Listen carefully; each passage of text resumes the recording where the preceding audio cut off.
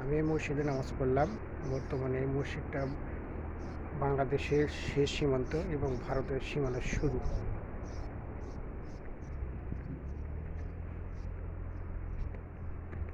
এই মসজিদটি হওয়ার পরিকল্পনা ছিল, কিন্তু বর্তমানে বিজেপি এবং বিএসএফ এর বিরোধিতার কারণে এই মসজিদটা হওয়া সম্ভব হয় না।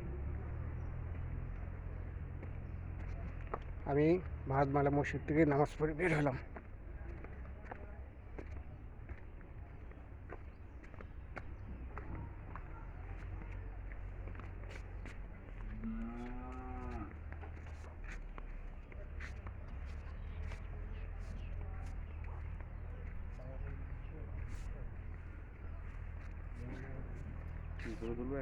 না, ছবি তুলবো কেন?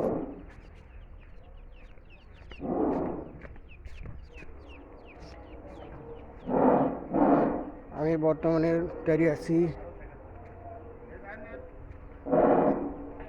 ভারতের ভিতর।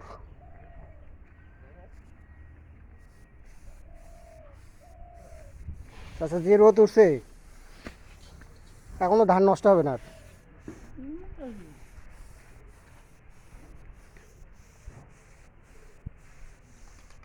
এগুলো ভারতের জায়গা জমি,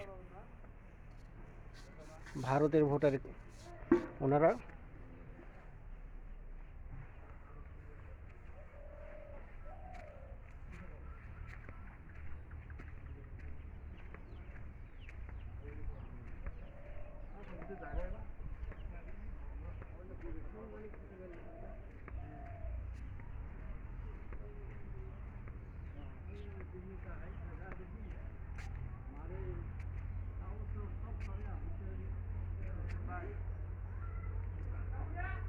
এ ভাই, কিছুই হবে না রে ভাই, আমরা ও বন্ধু তো এত ভয় করলে হবে?